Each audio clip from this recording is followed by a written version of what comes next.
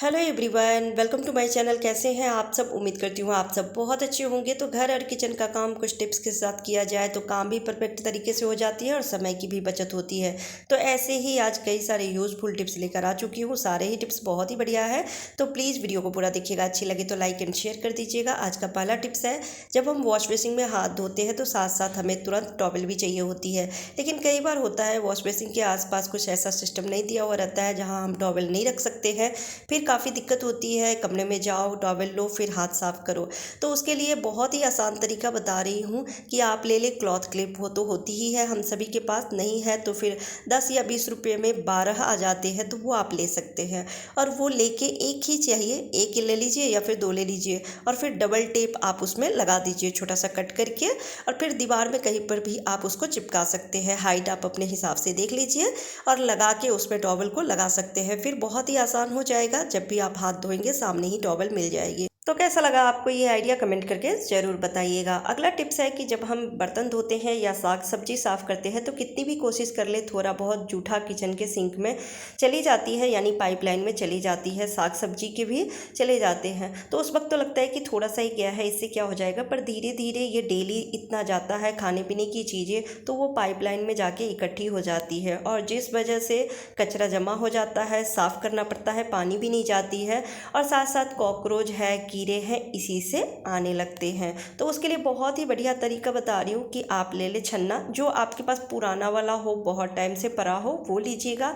या फिर कई बार होता है ना कि इस तरह से डंडी बरक जाती है, तो उसको आप एक तरफ से डंडी काट दीजिए। जहाँ से ज़्यादा बड़ी होती है ना डंडी, वो कट कर दीजिए और कट करने के बाद इस तरह से आप किचन सिंक में लगा दीजिए। और लगाने के बाद जब आप बर्तन धोएंगे ना, तो जो भी थोड़ा बहुत जूठा होगा या साग सब्जी साफ़ करते हैं वो सब इसी तरह से छन्ने में इकट्ठा हो जाएगा। फिर इसको आप डस्टबिन में डाल दीजिए। और एक तरफ का मैं नहीं कट की हूँ इसीलिए, जिससे कि पकड़ के इसको निकालने में या लगाने में आसान रहे। उसके बाद आप जितने मर्जी हो बर्तन धोएंगे, साग सब्जी साफ़ करेंगे, एक भी दाना किचन के पाइपलाइन में नहीं जाएगी और कचरा जमा नहीं होगी, साथ साथ कॉकरोच मच्छर नहीं आएंगे। ये बहुत ही बढ़िया ट्रिक है, ज़रूर आजमा कर देखिएगा।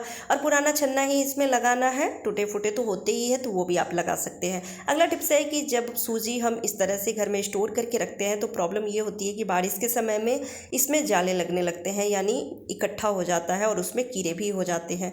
उसके बाद हम कोई भी रेसिपी बनाएं, उसका स्वाद भी नहीं अच्छा लगता है और बनाने का मन भी नहीं होता है। तो हम ऐसा क्या करें जिससे कि ज़्यादा क्वांटिटी में अगर हम लेकर आए हैं सूजी को या रखे हुए हैं तो वो सुरक्षित रहे, ख़राब ना हो। तो उसके लिए आप क्या करें, जैसे रवा ढोकला बनाते हैं या फिर सूजी का चीला बनाते हैं, कोई भी आप सूजी की ऐसी रेसिपी बनाते हैं जिसमें कच्चा सूजी चाहिए, तो बस उतना आप अलग रख लीजिए।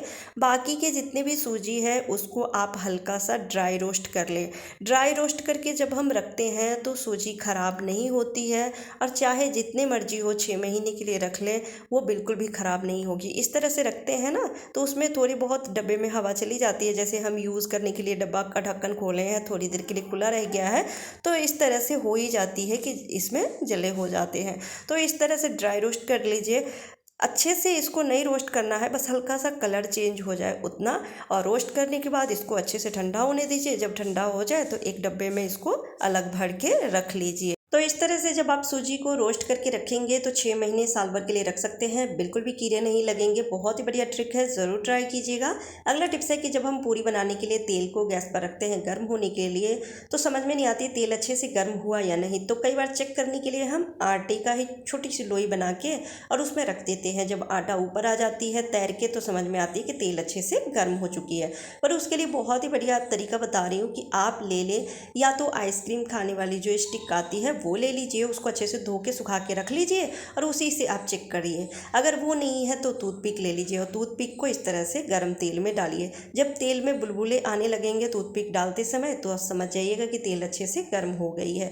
क्योंकि जब तेल ठंडा होता है और उसमें हम पूरी डाल देते हैं तो पूरी फूलती भी नहीं है और वो पूरी खाने में भी अच्छा नहीं लगता है। तो अक्सर ही 2-4 पूरियाँ ख़राब हो जाती है। तो उसके लिए ये तरीका बहुत ही अच्छा है कि इस तरह से टूथपिक डाल के या फिर आइसक्रीम वाली स्टिक स्टिक अगर आपके पास हो तो वो वाले डाल के आप चेक कर सकते हैं। इससे हाथ भी नहीं जलेगी और इससे तेल को आप चेक भी कर सकते हैं। बहुत ही आसान तरीका है।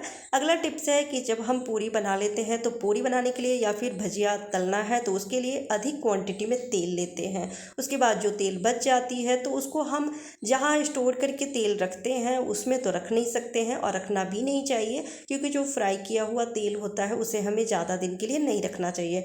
उसे साग सब्जी में हमें बना के, जैसे सब्जी वगैरह बनाते हैं ना, तो उसी में जल्दी से खर्च कर देना चाहिए। तो उसके लिए हम किसी अलग डब्बे में रखते हैं। पर ज़्यादातर क्या करते हैं कि ऐसे कढ़ाई को तिरछा करके और सारा तेल उसमें डाल लेते हैं, चाहे छान के लें या फिर ऐसे ही। इससे क्या होता है कि तेल कढ़ाई के नीचे वाले तले में चली जाती है, लगती है, और वापस से अगर हमने उसी में कुछ बना लिया हो तो कढ़ाई नीचे से जल जाती है। फिर बहुत मुश्किल होता है उसे साफ़ करना, और जो एक बार कढ़ाई जल जाती है ऑयल लगा हुआ, उसको क्लीन करना काफ़ी मुश्किल होती है। तो उसके लिए आप क्या करें, कोई भी बड़ा सा चम्मच ले ले या इस तरह की कलछुल ले ले और लेके उसी से आप तेल को रखें जिस भी डब्बे में रखना है। इससे ना ही आपके काम बढ़ेंगे, ना ही एक बूंद तेल बाहर गिरेगी और ना ही कढ़ाई के तले में लगेंगे। तो इससे आपका काम बढ़ेगा नहीं। बहुत ही बढ़िया ट्रिक है। और इस कलछुल से आप दाल को या सब्जी को चला सकते हैं, तो जो तेल लगी है वो भी यूज़ में हो जाएगा। और इसी कढ़ाई में आप सब्जी भी बना सकते हैं, दाल भी फ्राई कर सकते हैं। तो ये बहुत ही बढ़िया ट्रिक है। उम्मीद करती हूँ आपको पसंद आई होगी। चलिए अगला टिप्स देख लेते हैं। गेहूँ के आटे की रोटी तो हम सभी खाते ही हैं, डेली ही आटा गूंथते हैं और इसका हम यूज़ करते हैं। पर आज जो मैं तरीका बताने वाली हूँ, इस आटे का यूज़ बताने वाली हूँ, वो बहुत ही बढ़िया है। कई बार होता है कि हमारे हाथ में किसी तरह से रैशेस हो जाते हैं, फोड़े हो जाते हैं और बहुत ज़्यादा जलन हो जाती है। उस जलन को दूर करने के लिए आप इस आटे को यूज़ कर सकते हैं। जैसे कि हम रोटी बनाने के लिए आटा गूंथते हैं, तो वो आटा आप गूंथ लीजिए और जब आपको जलन हो रही हो, जहाँ भी उंगली में जलन हो रही हो, तो आप थोड़ा सा आटा उस पर लगा सकते हैं। ज़्यादातर तो क्या होता है कि जब हमारी हाथ से जल जाती है, कभी पूरी फ्राई करते समय या फिर भजिया वगैरह तल रहे हैं, तो उस वक्त अगर तेल के छींटे पड़ जाते हैं, हाथ में जलन होती है, तो कोलगेट लगा लेते हैं या फिर किसी तरह की क्रीम लगा लेते हैं, जिससे कि हमें आराम मिलती है, ठंडक पहुँचती है, या फिर बर्फ़ वगैरह लगा लेते हैं। लेकिन हाथ में अगर फोड़े हैं तो उस समय क्रीम नहीं लगा सकते हैं, नहीं तो और ज़्यादा जलन होती है। कई लोगों को तो एक्जिमा भी हो जाती है हाथ में। जैसे अगर उन्होंने कोई डिटर्जेंट पाउडर जो उनको सूट नहीं करता है उन्होंने यूज़ किया है, हाथ से कपड़े धोए हैं, या फिर साबुन को उनको सूट नहीं कर रहा है, तो उसको यूज़ करने से हाथों में बहुत ज़्यादा जलन होती है, खुजली होती है, पानी निकलता है, फिर जलन होती है।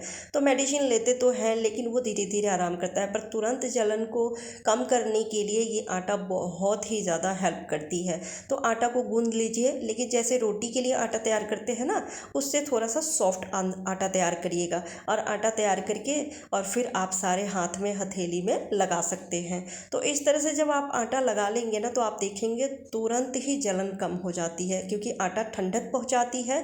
तो ये बहुत ही बढ़िया ट्रिक है। इस ट्रिक से बहुत ही हेल्प मिलेगी आपको। तो उम्मीद करती हूँ आज के सारे ही टिप्स आपको पसंद आए होंगे। पसंद आती है तो प्लीज़ वीडियो को लाइक एंड शेयर कर दीजिएगा। चैनल पर पहली बार आए हैं तो सब्सक्राइब करके बेल आइकन जरूर प्रेस कीजिएगा। Bye bye, take care.